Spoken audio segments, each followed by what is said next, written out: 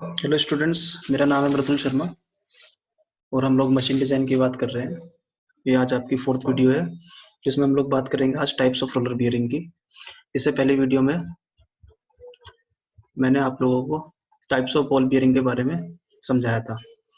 तो आज हम लोग बात करते हैं। ये बॉल बियरिंग जो थी आपकी, ये single row deep groove bearing थी, फिलिंग नॉच बियरिंग थी, एंगुलर कॉन्टैक्ट बियरिंग थी, डबल रो बियरिंग और सेल्फ अलाइनिंग बियरिंग। इसके बाद हम लोग बात करते हैं आज टाइप्स ऑफ रोलर बियरिंग की। तो टाइप्स ऑफ रोलर बियरिंग में सबसे पहला जो टाइप आता है वो है आपका सिलेंड्रिकल रोलर बियरिंग। तो इसको थोड़ा सा समझ लेंगे डिटेल में आज हम लोग। These bearings have short rollers guided in a cage. These bearings are relatively rigid against radial motion and have the lowest coefficient of friction of any form of heavy duty rolling contact bearing. तो सबसे पहले मैं आपको बता देता हूँ। पहले हमने बॉल बियरिंग की बात की थी जिसमें इस टाइप की बॉल होती है, स्फेरिकल टाइप की। ये बॉल बियरिंग का टाइप था फर्स्ट वाला। जो सेकंड वाला आज हम जिसकी बात करेंगे वो है आपका सिलेंड्रिकल रोलर बियरिंग या रोलर बियरिंग। रोलर आपको पता ही है कैसा होता है, कुछ इस टाइप का रोलर होता है। तो जो पहले वाले की हम बात कर रहे हैं वो ऐसे ही है, सिलेंड्रिकल रोलर बियरिंग। तो हम ये कह सकते हैं कि आउटर रेस और इनर रेस के बीच में जो बियरिंग होती है वो बॉल ना होकर इस बार वो आपकी रोलर शेप की होती है, बस शेप का ही डिफरेंस होता है। एक इंपॉर्टेंट इसमें बात ये होती है, जो मैंने आपको बताया था, अगर हम बॉल बियरिंग की बात करते हैं तो बॉल बियरिंग में इनर रेस और आउटर रेस के बीच में पॉइंट कांटेक्ट होता है यहाँ पर और यहाँ पर। लेकिन अगर हम रोलर बियरिंग की बात करेंगे तो रोलर बियरिंग में पॉइंट कांटेक्ट ना होकर एक लाइन कांटेक्ट रहेगा इनर रेस में और, तो थोड़ा सा डार्क ले लेता हूँ इसको, और आउटर रेस में। और जो ये सिलेंड्रिकल रोलर बियरिंग होती है ये हैवी लोड में यूज की जाती है ना। तो सबसे तो इसमें क्या होता है, तो जो रेडियल अच्छा, इसका एक एडवांटेज ये होता है सिलेंड्रिकल रोलर बियरिंग में कि ये दोनों टाइप का लोड जो है बियर कर सकती है। रेडियल लोड पे बियर कर सकती है और एक्सियल लोड भी कर सकती है बियर। इससे पहले जो बॉल बियरिंग की बात करते थे, बॉल बियरिंग में एक तो सेल्फ अलाइनिंग बियरिंग थी और एक आपकी एंगुलर बियरिंग थी। वो दोनों बियरिंग केवल ऐसी थी जिसमें एक्सियल और रेडियल दो टाइप का लोड बियर हो रहा था। लेकिन इस वाली सिलेंड्रिकल रोलर बियर में दोनों टाइप का लोड हम लोग बियर करा सकते हैं, लेकिन मैक्सिमम जो पार्ट होगा वो रेडियल लोड का ही होगा। अगर हम स्फेरिकल रोलर बियरिंग की बात करते हैं, स्फेरिकल रोलर बियरिंग में इस वाली टाइप में ये दोनों टाइप का लोड इक्वली डिस्ट्रीब्यूट कर सकता है, रेडियल लोड भी और एक्सियल लोड भी। बल्कि जो सिलेंड्रिकल रोलर बियरिंग है, सिलेंड्रिकल रोलर बियरिंग में जो मेन पार्ट होता है लोड का वो आपका रेडियल टाइप का होता है ना। तो रेडियल लोड ज्यादा होता है, बहुत कम क्वांटिटी होती है आपकी इसकी एक्सियल लोड की, है ना। तो इसमें क्या होता है, एक सिलेंडर टाइप के लगे रहते हैं, नाम से पता चल रहा है सिलेंड्रिकल, और जो गाइडेड रहते हैं केज में, या फिर एक केज और दूसरा नाम इसका क्या बताया था, रिटेनर। रिटेनर के बीच, रिटेनर में फिक्स रहते हैं ना। This bearings are relatively rigid against radial motion, है ना। और जो कोफिशिएंट ऑफ फ्रिक्शन होता है वो काफी कम होता है और हैवी लोड में इसका यूज किया जाता है। इसका डायग्राम ये दिखा रखा है, पांचों चारों का डायग्राम है ये। पहले वाला सिलेंड्रिकल टाइप है, सेकंड वाला स्फेरिकल है, थर्ड वाला निडल शेप का है और लास्ट वाला है टेपर्ड। इसके बाद हम लोग बात करते हैं सेकंड की, क्लियर कर देता हूँ। सेकंड वाला जो टाइप है आपका वो है spherical roller bearing. Spherical roller bearing में this spherical roller bearings are self aligning bearings. The self-aligning feature is achieved by grinding one of the races in the form of sphere. These bearings can normally tolerate against the misalignment in order to 1.5 degree या 1.5 degree का जो angle होता है, angular misplacement होता है, वो tolerate कर सकते हैं ये बियरिंग। तो इसकी कुछ शेप इस टाइप की होती है, हालांकि इसमें डायग्राम में दिखा रखा है, फिर भी मैं आप लोग को बता देता हूँ। होती ये भी रोलर शेप की है, लेकिन जो इसका अपर पोर्शन और जो लोअर पोर्शन होता है ये कुछ इस टाइप से होता है, तो जिससे लगभग 1.5 डिग्री एंगल आपको अलाइनमेंट को टॉलरेट करने के लिए एक्स्ट्रा मिल जाता है ना। तो मेन एडवांटेज इस वाली बियरिंग का, स्फेरिकल रोलर बियरिंग का, यही होता है कि ये जो बियरिंग होती हैं ये दोनों टाइप का जो लोड होता है रेडियल लोड और एक्सियल लोड दोनों को बियर कर सकती है, दोनों को ले सकती है ये वाली बियरिंग, है ना। तो सिंपल है, शेप के अकॉर्डिंग इसका क्लासिफिकेशन कर रखा है ना। थर्ड टाइप दे रखा है इसका, कुछ ये इसका डायग्राम भी दे रखा है इसमें, मैंने वैसे आपको समझा भी दिया है। थर्ड टाइप होता है needle roller bearing. Needle roller bearing ऐसी होती है, नाम से पता चल रहा है कि जो रोलर होते हैं उसकी जो शेप होती है वो निडल टाइप की होती है, निडल शेप की जो शेप होती है वो निडल शेप होती है। ये कह सकते हैं कि बिल्कुल ही पतले, जो इसका जो क्रॉस सेक्शन होगा वो बहुत कम और जो लेंथ होगी वो काफी ज्यादा होगी, इस टाइप से, इस टाइप से। और इसमें सबसे जो खास बात होती है, जो इसका एडवांटेजेस है, वो ये एडवांटेजेस ये होता है कि इस टाइप की जो बियरिंग होती है, रोलर बियरिंग होती है, उसमें केज और रिटेनर की जरूरत नहीं पड़ती, है ना। वो जरूरत क्यों नहीं पड़ती? क्योंकि ये आउटर रेस, ये आउटर रेस सपोज हो गया आपका, और ये हो गया आपका इनर रेस। इसका जो क्रॉस सेक्शन होता है इसे पूरी तरह से ये खुद ही कवर कर देती है, इससे इसके इसके इसके अंदर कोई भी केज या फिर रिटेनर की आवश्यकता जरूरत नहीं पड़ती, कोई नीड नहीं होती, है ना। जो इसके एप्लीकेशंस है, ये लिखा भी है देखो, completely cylinder and completely fill the space, है ना, जिसकी वजह से इसमें रिटेनर की जरूरत नहीं पड़ती, बहुत पतली पतली जो अच्छा, इसका एग्जांपल क्या होता है? एग्जांपल या एप्लीकेशंस इसके पिस्टन पिन बियरिंग में यूज किया जाता है ये, है ना। पिस्टन पिन बियरिंग में इंजन के अंदर, और ये आप कह सकते हो इसका दूसरा एग्जांपल ये हो सकता है कि जब क्रैंक कनेक्टिंग रोड होती है और पिस्टन होता है जो कनेक्ट रहते हैं, जो उसमें गजन पिन होती है, गजन पिन में इस टाइप का निडल रोलर बियरिंग का यूज किया जाता है। नेक्स्ट है आपकी टेपर्ड और रोलर बियरिंग। नाम से ही पता चल रहा है, कुछ जो रोलर जो होंगे वो टेपर शेप के होते हैं, कुछ इस शेप के होते हैं टेपर, कुछ एंगल पे इंक्लाइंड रहते हैं, है ना।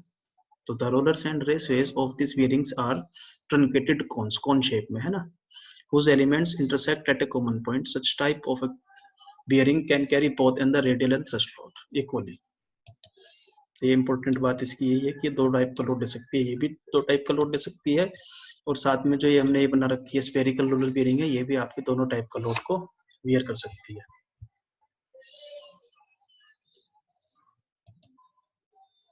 इसके बाद हम लोग एक स्क्रीन दोबारा शेयर कर देता हूँ मैं।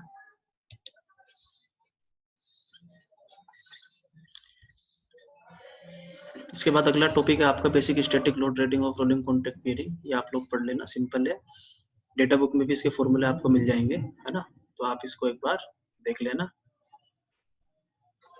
सबसे पहला रेडियल लोड बियरिंग के लिए दे रखा है, C naught is equal to, formula दे रखा है, इसमें सारी वैल्यू आपको गिवन है, कौन कौन सी वैल्यू क्या क्या है।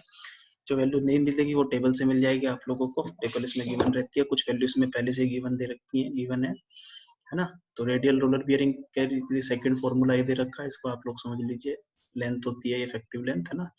तो इसको एक बार आप लोग अपने आप पढ़ लेना, सिंपल फॉर्मूला ही है, इसमें ऐसा कुछ स्पेशल है नहीं, कोई मुश्किल नहीं आएगी आपको समझने के लिए, है ना। नेक्स्ट दे रखा है static equivalent load for rolling bearing.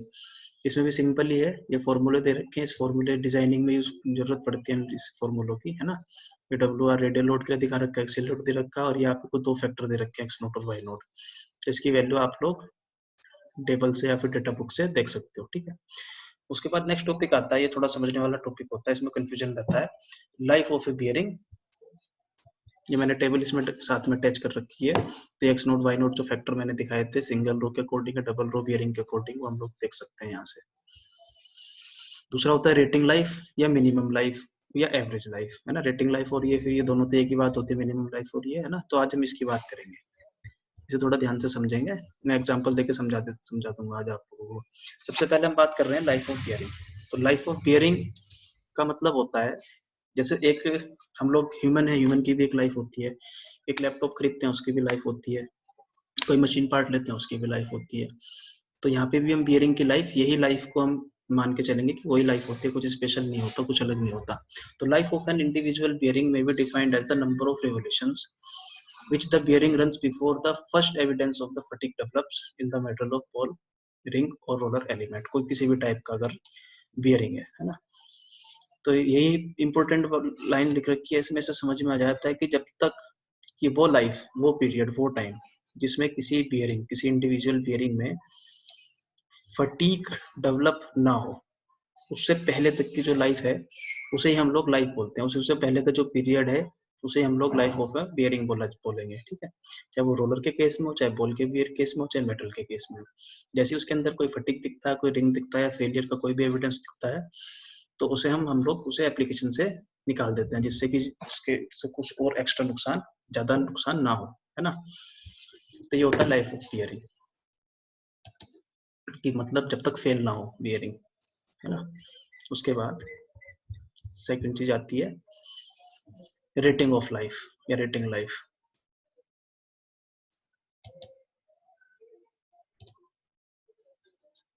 ये बताता हूँ रेटिंग लाइफ के बारे में। तो rating life of A group apparently identical ball roller bearing is defined as the number of revolutions that 90% of a group bearing will complete before the first evidence of the fatigue develops। अब इसको एक बार में आपको समझ नहीं आया होगा ज्यादा, तो एक बार मैं आपको इस एग्जांपल देके समझा देता हूँ। तो rating life of group, rating life होती क्या? रेटिंग लाइफ आप ऐसे समझ सकते हो कि सपोज हमने कुछ आइडेंटिकल बॉल्स या रोलर बियरिंग हमने ले ली है एक साथ में, टोटल 100 बियरिंग्स है। उन 100 बियरिंग्स को हम लोग किसी उसमें चला देते हैं, मशीन में चला देते हैं, है ना।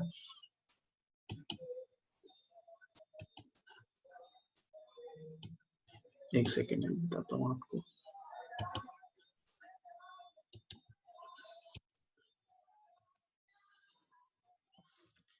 तो जैसे मैं आपको बता रहा था रेटिंग लाइफ में हम ये समझ सकते हैं कि अगर हमारे पास टोटल 100 बियरिंग्स है, 100 बियरिंग्स को रोलर हो चाहे बॉल बियरिंग हो, और हमने उसको एक एप्लीकेशन में लगा रखा है, या फिर हम कोई एक्सपेरिमेंट कर रहे हैं, कोई टेस्ट कर रहे हैं, उसमें हमने सर्विस में उसे लगा रखा है। तो उस 100 में से जब तक वो पीरियड, वो लाइफ, वो टाइम, जब तक कि उसमें से 10, 100 में से 10 बियरिंग आप लोगों की खराब ना हो जाए, समझ रहे हैं ना। उसमें जो 10 बियरिंग है, 10 बियरिंग फेल ना हो जाए, उसके अंदर फटीग की वजह से फेल ना हो जाए, या 90 ये कह सकते हैं कि उसमें से 90 जो बियरिंग्स हैं वो हमारी बची रह जाए, बिल्कुल सही। तो उस पीरियड को हम रेटिंग ऑफ लाइफ बोला जाता है, रेटिंग लाइफ ऑफ बियरिंग बोला जाता है, ठीक है। तो मैंने एक एग्जांपल लिया, यहाँ पे हमने 100 बियरिंग ली, 100 बियरिंग को एप्लीकेशन में लगाया, एप्लीकेशन पे जब तक चलाया हमने उस सभी बियरिंग्स को, आइडेंटिकल बॉल बियरिंग या रोलर बियरिंग है सारी की सारी, है ना, कि जब तक उसमें जो 10% है वो फेल हो जाए और 90% एज इट इज बची रह जाए, उसके अंदर कोई भी फेलियर ना डेवलप हो। तो इस लाइफ को, इस पीरियड को बोला जाता है रेटिंग लाइफ। उसके बाद हम बात करते हैं इसकी मिनिमम लाइफ की। The term minimum life is also used to denote the rating life. Minimum life और रेटिंग लाइफ दोनों एक ही बात है ना। इसके बाद हम बात करते हैं एवरेज लाइफ की।